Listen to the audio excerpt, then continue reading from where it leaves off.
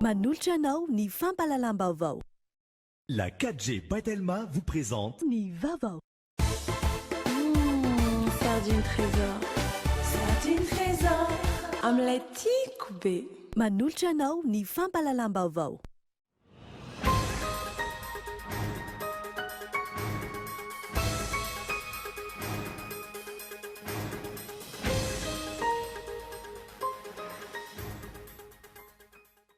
Ascension andro manadanja ho an'ny mpino kristianina indrindra ho an'ny mpino katolika izay niakaran'i Jesosy Kristy tany an-danitra. Samy nankalaza izany avokoa ny ankamaroan'ny fiangonana tamin'ity androany ity. Nisokatra tamin'ny fomba ofisialy maraina teo ny tsenabe ny fiompiana sy ny jona ary ny fambolena andian'ny faraky amby folo etsy amin'ny kianjan'ny maki ary tsy fara ratsy amin'ny alady ho avy izao. Ny fanatsarana ny sehatry ny famokarana ny tanjona izay tafiditra ao anatin'ny vilan'ny finoan'ny repoblika.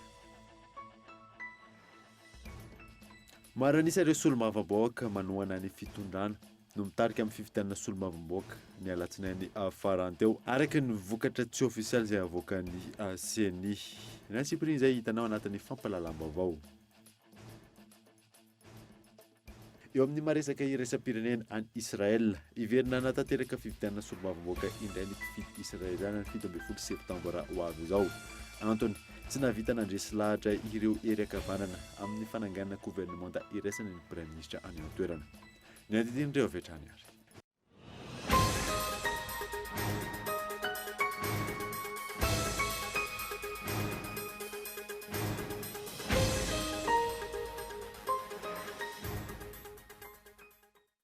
Salantra tompoko lasy sy tompoko fotoana vaovao eto amin'ny Kolo Tv kaminazanao ary anaraka izany hatramin'ny farany. Tontolon'ny finoana avy hatrany no hanomboantsika ny vaovao de Ascension andro manadanja ho an'ny mpino kristianina indrindra ho an'ireo mpino katolika izay niakaran'i Jesosy Kristy any an-danitra. Samy nankalaza izany avokoa ny ankamaroan'ny fiangonana androany. Henri Florent. Efa 10 andro aorian'ny Pâques ankalazan'ny fiangonana androany ny niakaran'i Jesosy Kristy any an-danitra izay tafiditra ao anatin'ny fety lehibe ankalazan'ny fiangonana katolika apostolika romana tahaka ny fety rehetra ny anivon'ny eglizy ary didian'ny fiangonana ankalazaina tahaka ny andro alahady rehetra ny fankalazana ny Ascension na ny akaran'i Jesosy Kristy tompo any an-danitra. Ho an'ny akara Kristy mpanjaka manjakaray ny lalaovan'ny mpanao gazety ny Kolo TV FM androany ankoatra ny mahafety azy izay nisy ihany koa ny fankalazana ny sakramenta ny batemy.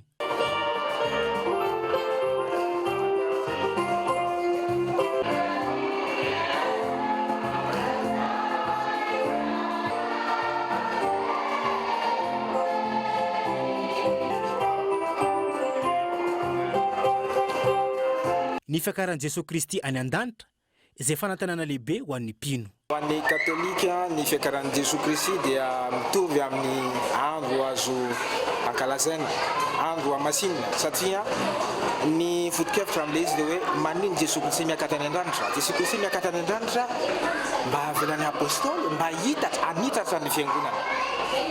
Izy moa mampanantena ny fanahy masina, rehefa tonga ny fanahy masina ambe hitantsika hoe ny fiangonana dia miroborobo satria ny fanjakana Andriamanitra ny antony Jesosy Kristy tsy tapitra amin'ny hoe fiakarany fa tsy maintsy mitatra hatramin'ny mandraka ankehitriny misy antsika izao. Ka Jesosy Kristy miakatra any an-danitra tsy mijika fa hoe avelan'ny rery isika fa mampanantena fanahy masina antsika zay fanahy masina mbola mitondra fiangonana mandraka ankehitriny ka hitantsika zay zava-misy izao. 10 andro aorian'ny fankalazana ny fetin'ny Pasika na koa hoe 10 andro aorian'ny fankalazana ny Ascension no ankalazan'ny fiangonana ihany koa ny andron'ny Pentekoty izay andro dina ny fanahy masina tamin'ireo apôstôly.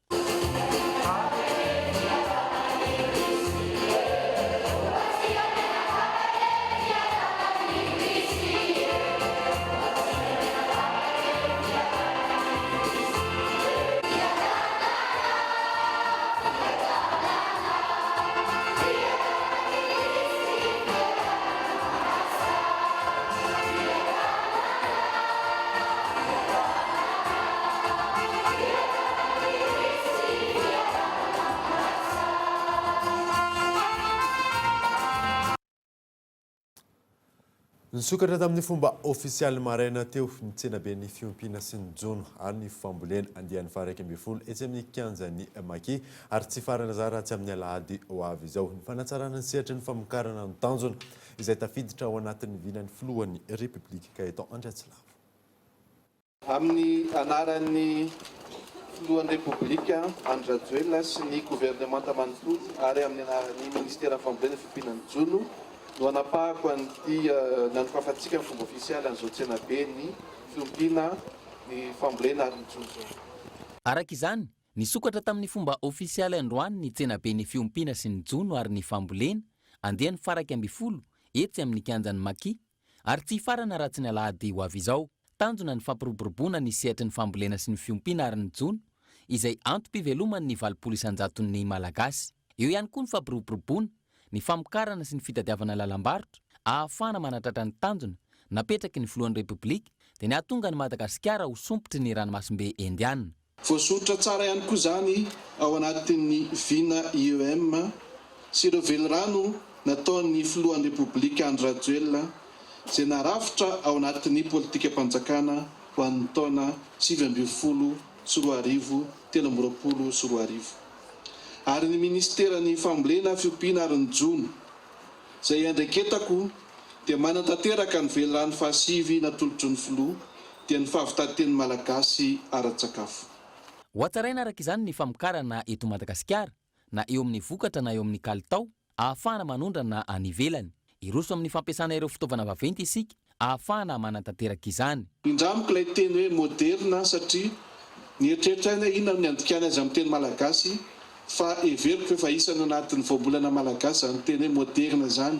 Ary izay ny fanamby lehibe izay tian'ny ministera apetraka dia ny hoe fahavitatena ara-tsakafo amin'ny vahoaka malagasy fa ihany koa ny famokarana amin'ny tontolo ambanivohitra, ny famokarana amin'ny sehatry ny agricole ho moderna ary anatratra ny fahatarana amin'izany lafiny modernisation zany isika ao anatin'izany sehatra ny fambolena fiompiana ary ny jono zany. Ireo solontenany tantsaha-pamokatra, fikambanana sy vondron'olon-tsotra avy amin'ny lafivalon'ny nosy no tonga mandray anjara amin'ny ity tsenabe ny fiompiana sy ny jono ary ny fambolena andian'ny faraika amby folo ity. Isy ihany koa ny famelabelaran-kevitra raha nady hevitra ho an'ny tontolo ny famokarana hatrany. Famiditra amin'ny andian'ny fahaefatra amby folo ny hetsika asa korampitso izay iarana ministeran'ny fanabeazam-pirenena amin'ity taona ity. Mpianatra mandidina ny 15 avy amin'ny kilasy 7 amin'ny lycée Vaovao eto Antananarivo renivohitra ny voakasika izay avokoa ka eto Andratsilavo. Zava-dehibe eo amin'ny fanabeazana ny tanora ny fampahafantarana azy ireo ny asa miandry azy rehefa navita fianarana. Misy araka izany ny etsika ny asa korampitso izay natokana ho an'ny mpianatra ao amin'ny kilasy faharoa eny amin'ny lycée Mpanjakana eto Antananarivo renivohitra. Tanjona ny ampahafantarana bebe kokoa ny tontolon'ny asa eto Madagasikara ahafahana manome azy ireo fahalalana betsaka ahaizan'izy ireo manana safidy ny asa ataony amin'ny ho avy. Eo amin'ny 5,000 hatramin'ny 9,000 ny ankizy voasehatra izay isaky ny andiany anankiray. Zany hoe raha ampitomboana 13 zany zay dia misy tanora malagasy maromaro any ary raha isitsika ny andiany voalohany tany amin'ny 13 taona lasa dia misy efa tafavoaka ivelan'ny université amin'izay mety ho diplôma mety avo indrindra ireo ankizy ireo na nandeha nisehatra nianatra nandranto fianarana tany ivelany zany na nandranto fianarana teny amin'ny université Mpanjakana na ny université privé. Anomboka ny alatsinainy ho avy izao ny etsika ny asa korampitso andian'ny faha-17. Mpianatra 15 avy amin'ny kilasy misa 7 amin'ny lycée misa Vaovao eto Antananarivo renivohitra no voakasika izany. Ilaina ho an'ny fanabeazana izany ary zava-dehibe ho an'ny fanomanana ny ho avin'ireo tanora. Fiarah-miasa amin'ny fikambanana ohatra ny Rotary Club ilay izy satria tsy vitan'ny ministera rery fotsiny zany ny resaka fanabeazana ny fanorona ny mpianatra hoe aiza ny lalana tokony alehany fahanjaran'ny ray aman-dreny ny fikambanana eo ka misy ny hetsika goavana ataon'ny Rotary ohatran'ity dia raisinay ministera an-tanandroa ny ohatran'ny hoe fanampiana le izy amin'ny ezaka ho an'ny fanabeazana. Iantoana ny fahombiazan'ny etsika mangataka ny fiarah-miasa amin'ireo mpiasa ny fandraisana anjara mavitrika ny mpikarakara ary manasa azy ireo iresaka momba ny asa mandraharaha nidingana ny lalovina teo amin'ny fianarana ny ratovina ary ny orinasa iasana. Olona 200 no ilaina nantanteraka izany ary mbola misy olona 50 hafa izay manana fahavononana andrasana amin'izany raha ny fanazavana. Fa tontolo ny fianarana izay hatrany dia mahasarika mpianatra maro eto Madagasikara ny fanohizana fianarana any ivelany ihany. Anisan'ny tombontsoa amin'izany hoy ireo mpianatra ny fananana diplôma ambony raha oharina amin'ny eto antoerana. Tatajivery asa. Mitombo isa-taona ireo mpianatra malagasy manohy fianarana any ivelany. Ohatra amin'izany ny makany Chine, ny taona 7 ka hatramin'ny taona 12 mitotaly 7 ireo mpianatra nanohy fianarana tany. Olana amin'ny fianarana any ivelany hoy ireo mpianatra ny resaka arabola. Tombony maro anefa no azo amin'izany ohatra ireo mpianatra. Ny tombontsoa manokana amin'ilay mianatra any ivelany zany dia ny expérience an'zareo any ivelany efa évolue kokoa noho ny eto amintsika. Sady mpianatra any voantoka amin'ny zavatra rehetra. Ankoatran'izay dia diplôma. Ny ohatra hoe ataontsika hoe baka fotsiny zao ny antsika tsy mitovy amin'ny zareo. Fa ny baka somary mavesabesatra kokoa zany. Amin'ny ankapobeny aloha zany dia raha misy ankizy anankiray zany mianatra any ivelany dia diplôma aloha zany par rapport amin'ny eto an-toerana aloha dia ambony kokoa izy. Manana fafana izy afaka miasa, manana 20 heures izy afahany iasana par semaine, rehefa vacances koa izy manana 40 heures afaka iasana. Ho an'ny ivitoerana tsy miankina mandefa mpianatra any ivelany, mpianatra malagasy 5 no lasa any Kanada ny taona 2024 hatramin'izao fotoana izao. Efa ngeza be zany ny étudiant chinois tonga any dia maninona moa raha mba antsika koa mba maka an'izay expérience zay afaka hoentintsika eto amin'ny firenena ihany koa. Fa indrindra koa fa raha antsika malala fa firenena anankiray izy manana niveau d'études international. Raha tsy tenany eto amintsika maro izy ireo no avy nianatra nanohy fianarana tany Canada no mitondra firenena amin'izao fotoana izao dia mivelatra be mihitsy izay tontolo izay. Mety mampiavaka anay voalohany indrindra aloha dia service fiable satria izahay miara-miasa amin'ny professionnel, miara-miasa amin'ny avocat zahay, miara-miasa amin'ny consultant en immigration zahay. Rehefa mandray dossier zany zay dia efa nanao analyse maro samihafa zay vao nandray ny dossier. Notanterahana teny Anosy niatrikasa mikasika ny fandefasana mpianatra malagasy makany Canada. Canada izay anisan'ny firenena ahitana teratany malagasy betsaka indrindra ary mahaliana ireo mpianatra. Zay ny amin'ny fa vitsy amin'ny malagasy no mampiasa ny vokatra vita eto Madagasikara mihoatra ny ireo afarana any ivelany ihany. Antony iray tsy velaran'ny asa tanana malagasy sy anefa izany ny fampiroboroboana ny akora fototra ny isan'ny vahaolana amin'izany Henri Flora. Tsy mitsaha-miena ny akora fototra ilaina ho an'ny fanaovana asa tanana eto amintsika ankehitriny.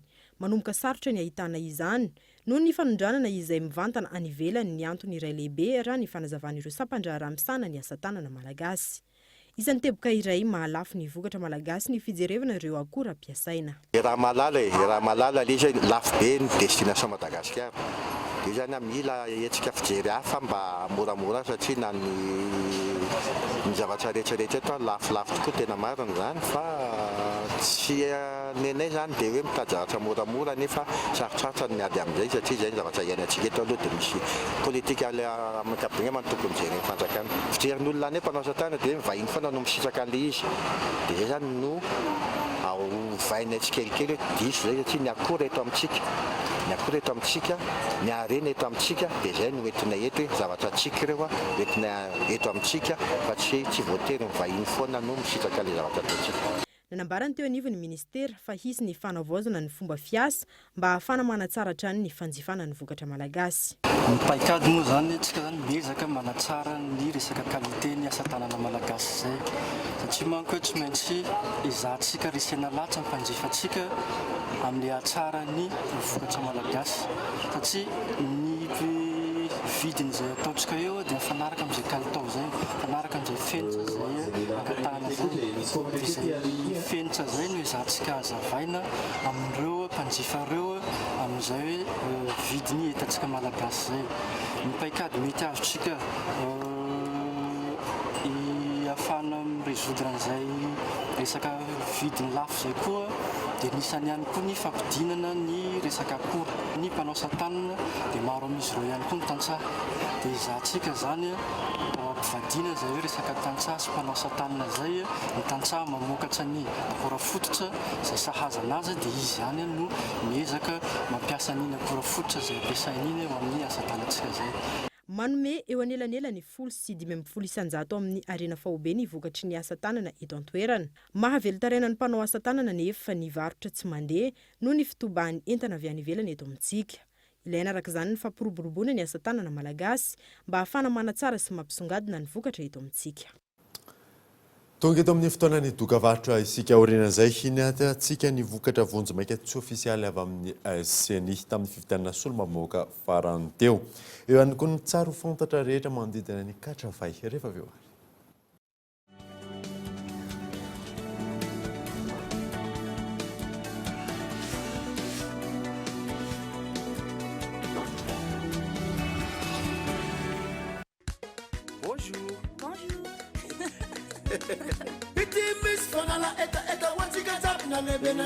Jus en poudre en sachet, dans riche en vitamine C.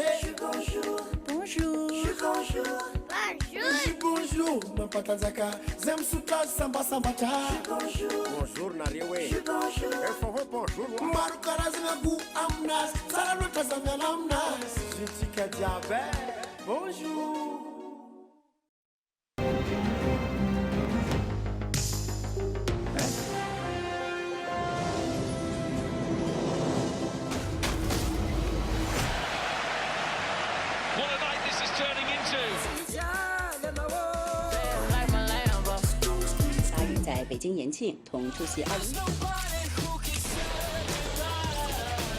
Le meilleur divertissement mérite la fibre By Telma. Accédez à tous vos contenus préférés en illimité avec la fibre By Telma à seulement 249 000 par mois. Rendez-vous en Telma Shop.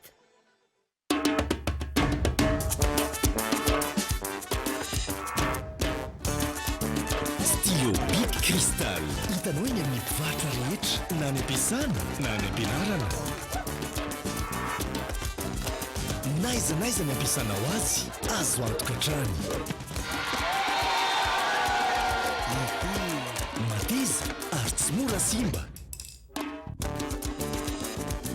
Stylo Big Crystal, maharitra. Sardine trésor. Sardine trésor. Sardine trésor.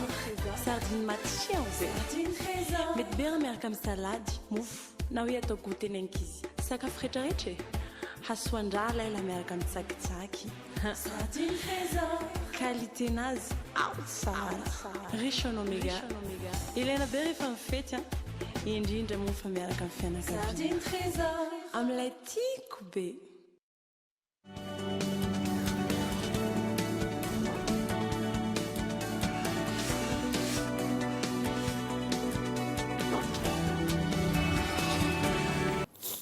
Fa ny anoizatsika ny vaovao kosa indray dia maro anisa ireo solombavamboaka manohana ny fitondrana mitarika amin'ny fividianana solombavamboaka ny alatsinainy teo araka ny vokatra vonjomaika tsy ofisialy izay avoakany CNI. Ionona saina.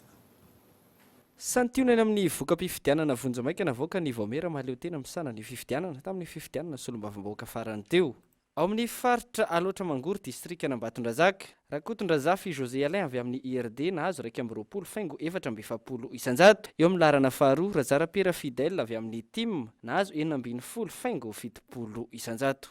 Ao amin'ny faritra Moronmani ao Ambato Finandrana Razana Maso Christine Arjona IRD nahazo 270,70 isanjato, nahazo 10,450 isanjato kosa Raza Findrabary Narson Steph Jean Rissard. Ao amin'ny faritra Moronmani ao Atrany Manandrina nahazo vato 470,530 isanjato, Andrianjanahary Fanomezantso ary nahazo vato 70,150 isanjato, Ramanandriatso Jean-Nirina Filemon. Faritra Anos distrika Tolagnaro nahazo ny Salanisa 470,720 isanjato ny avy amin'ny IRD, Ratsimandriona Aida Ardi ary nahazo 30,720 isanjato ny candidat maleo tena Nordine Sabani. Ao amin'ny région Atsimo Andrefana distrikany Betoky Atsimo, raha Benirina Jean-Jacques avy amin'ny IRD nahazo 3,20 isanjato. Eo amin'ny larana faharoa Etaorany Alexandre nahazo 2,3 isanjato avy amin'ny tsy miankina.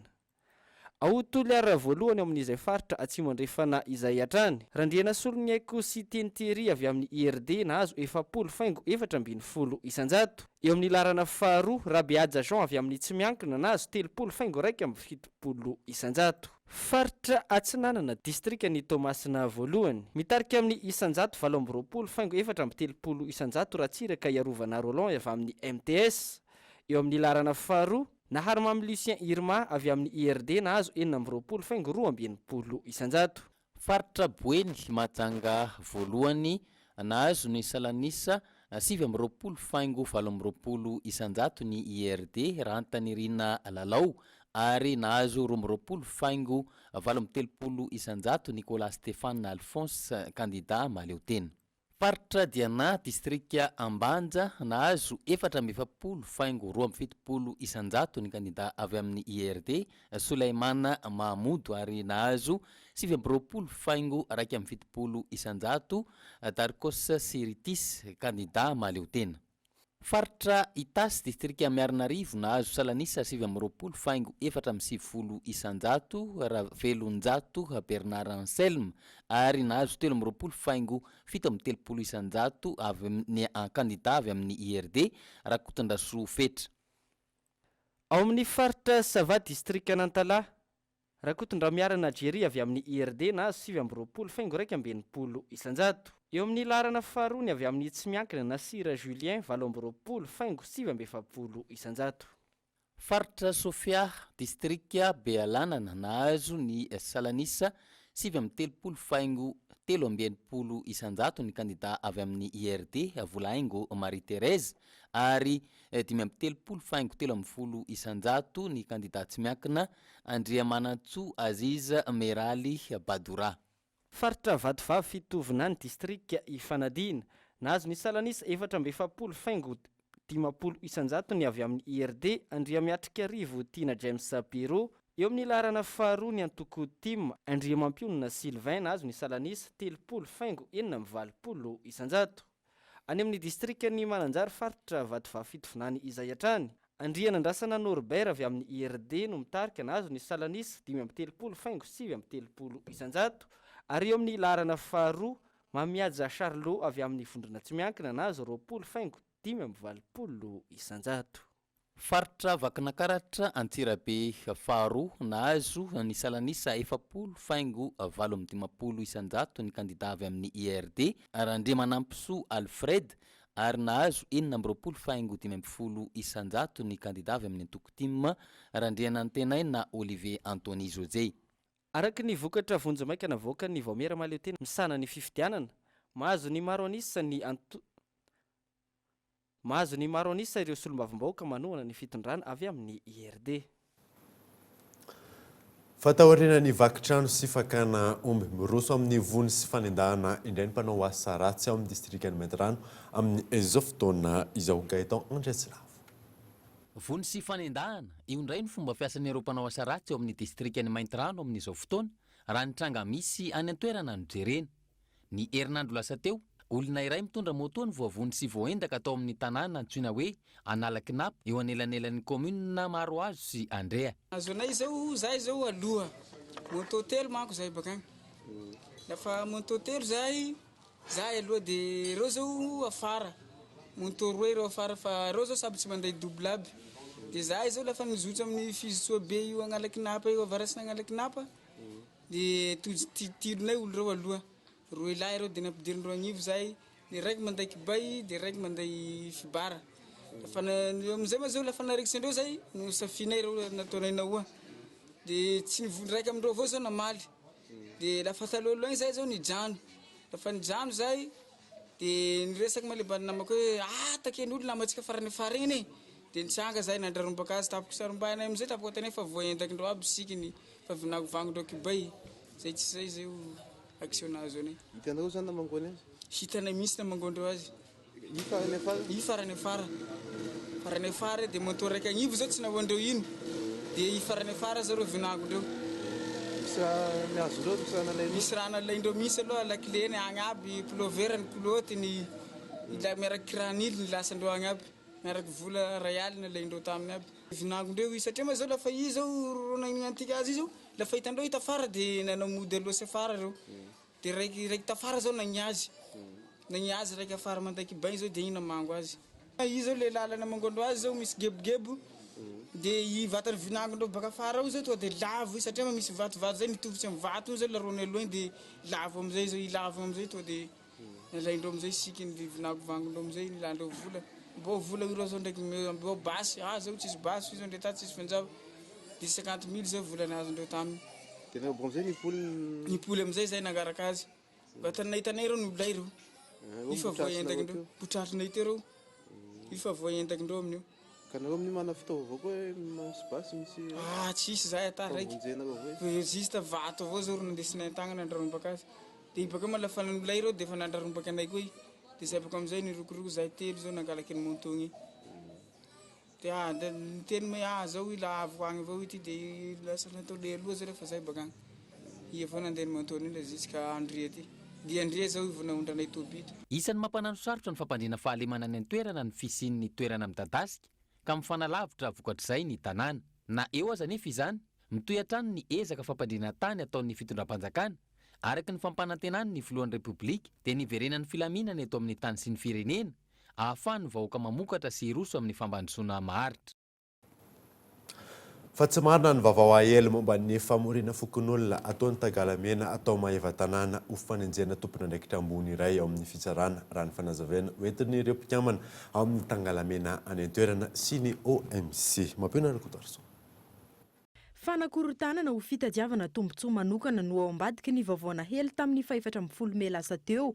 momba ilay raharaha fitsarana sy tangalamena ny maeva tanàna hoy ny OMC any an-toerana tsy marina ny filazana fa nisy ny famoriam-pokon'olona ho fanenjena tompon'andraikitra ambony iray raha ny fanazavana trany ato voalaza hoe ambetry faefatra anao dia be mitaky fitsarana madio ny tangalamena ka zay zavatra zay zany raha tena marina olona vitsivitsy izy io ary tena votoato noaihona zany fianakaviana ray ary manao zavatra tsy mety fiarahamonina reo olona reo dia mitady mialokaloka ambadiky ny anarany tangalamena milaza ihany koa etsy ankilany ireo mpikambana eo anivony tangalamena ny amin'ny tsy mahatompon''andraikitra azy ireo ny amin'ny filazana fa ny tangalamena no nitarika io fioviriana io marina hoe milahatra amin'ny vahoaka eto maeva tanàna tsy mbola hita vahoaka ny lahatra ny tenako hatramin'izao itenenako zao ary mbola milamina ary eto ihany koa misy ny lehibe misy mifaritra misy ny mpitandro filaminana fa raha misy ve zany tsy efa mikoloa nefa mandeha laza be amin'ity faritra maeva tanàna ty fa voavoalainga zany fa tsy marina zany filarana eto zany 70% ny ACC tangalamena avy amin'ny 10% au 15% sivy-pokotany midika fa olon-dehibe olona nitsongon'olom-boly tsy izany no tokony fihetsika hiakatra ho any ambovonana fa misy lehibe eto amintsika dia ny eo anivon'ny région sy ny préfet maninona ohatra ka taony nandeha nakahevitra amin'izany satria fampihavanana nandraikitry ny tangalamena mandeha amin'ny lalan'ny marina sy ny fahitsiny fa tsy andeha hitory mpiasa-panjakana amin'ny hevitra aloha zany faharoan'izany nisy fionanay tamin'ny président tribunal raha namangy azy tombo avao tamin'ny 2018 niteny malalaka izy fa ianareo no olona eto tanàna misy zavatra tianareo hidikevitra na zavatra tsy mazava manatona anay mazava zany resaky zany fa tsy tsikarana amin'ny zavatra tsy maro fa ny sorapotaka ny eo anivony fitsarana no andikan'izy ireo izao raharaha izao ka tokony hatsahatra avy hatrany ho fampanjakana ny filaminana hoy ny fanazavana azo hatrany lafim-baovao hafa kosa indray dia mitondra vokatsoa maro eo amin'ny fahasalamana ny fisotroana na fandroana amin'ny katrafay tsy misy fiantraikany ratsy eo amin'ny fahasalamana izy io hoy ny mpivarotra fa mila hay fotsiny ihany ny fetrany amin'izany tatazivery aza zava-maniry ahafahana mitsabo aretina maro ny katrafay ho ny mpivarotra ankoatr'izay akora iray azahodina ho baoma na koa menaka izy ity afaka mampiasa azy avokoa na zaza na ankizy na olon-dehibe mola olona hoe ireo mpivarotra ny tsy finoan'ny olona ny fitsaboana malagasy sy ny fisolokiana ireo mpivarotra sasany tsy misy fiantraikany ratsy eo amin'ny fahasalamana izy fa mila fantatra fotsiny ny fampiasana azy sy ny fetrany hoy hatrany ireo mpivarotra izy ity tsisy efehany fa mila fantatrinao fotsiny zany satria lasa betraka loatra indray le izy. Rakatra fairay ohatry ity zao mizara 4 dia indro mitanika ny faikany voalohany voalany hery. Maro ny asa vitany ho an'olona manakotsako vatana ohatra dia efa afaka androna izy. Afaka sotroina koa ny katrafay ho an'olona marary vavony, marary kibo, marary valahana, marary lamosina, ho an'olona marary lohalika. Le olana kolo indraindray le mpividy. Indraindray le mpividy rehefa atoronao zavatra tena hoe izy tsy mino. Misy tena be da be manao mitady hazo ianao zao raha mitady karimbola ianao dia misy hazo mitovy amin'io zay otro dia meny ohatrin'io ianao nefa tsy le karimbola araka ny tadiavinao. Tsy ny olombelona ihany no afaka misitraka ny zavaboary tahaka itony. Eo ihany koa ny maki. Noho izany manentana ny mpivarotra katrafay mba hampiasa ny vokatra natoraly hatrany. Ty katrafay ity zany misy maki, biby maki. Lefa maki teraka. Nefa zany biby mampinono. Fa lefa maki teraka dia mitady an'iny katrafay iny. Kakasana amin'ny vavany. Kakasany le hodikazo. Dia lemany rora dia ampidiriny any amin'ny mahavehivavy azy. Nefa zay biby vao maika tsika olombelo tsy hampiasa an'io katrafay io. Tsy tokony ho ambanimbaniantsika zany ny hazotsika. Surtout tsika Madagasikara etoa tokony hampiasa zavatra natirely avao. Mampiasa katrafay io, mandro katrafay io. Antoliara, Ampani, Ambovombe ary Androy sy ny tapany atsimon'ny nosy rehetra no ahitana ny katrafay. Tontolon'ny baolina kitra mihamaro-pototra hatrany mpilalao malagasy milalao any ivelany any ankehitriny no avoazana hatrany amin'ny taona 2024 ny lalaovan'ny Vaovao amin'ny club iray any Egypta any Henri Flora. Araka ny vaovao hita amin'ny tambajotsa tserasera, fantatra ny fanaraka i Vaovao sy ny klubany El Makassa ao Egypta, fa ho alavaina roa taona ny mbola janonany ity mpilalao malagasy ity ao amin'ny ekipa misy azy. Araka izany, hitatra tamin'ny taona 2024 ny lalaovan'ny Vaovao ao amin'ny klubany El Makassa. Nanao nosoniany amin'izany ny fanalvam-potoana izany ny tenany sy ny filohan'ny kluba Mohamed Abdel Salam tamin'ity herinandro ity. Raha iverenana, ny taona 2024 no nanomboka ny lalao tamin'ity kluba ity ty mpilalao malagasy ity. Inenina amby 20 ny akatra kianja ary baolina 7 hatretiny no efa nampidirany niaraka tamin'ny klubany Egyptianina io. 23 taona ny lehilahy ankehitriny ary mbola ao anatin'ny herizika hatanteraka. Vaovao izay andraindray ny malagasy rehetra amin'ny fandrafetana ny Bariany Madagasikara hiatrika ny kana 2024 tanterana any Egypta izay andrasan'ny malagasy anjara voalohany. Izay mamahana vaovao tamin'ity alina ity sonanao nanaraka izany sonana ihany koa ireo any amin'ny faritra ireo manaraka ny vaovaon'ny Kolo TV amin'ny alalan'ny DSTV Antsarana sy TNTV fianaratsoa soafa tsara atao.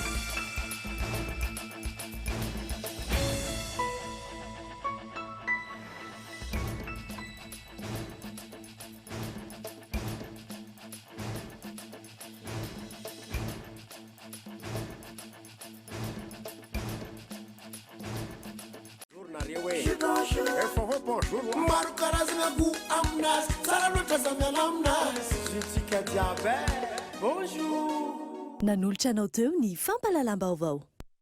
La 4G By Telma vous a présenté Ny Vaovao. Sardine trésor. Sardine trésor. Amilay tiako be. Nanolotra anao teo ny fampalalam-baovao.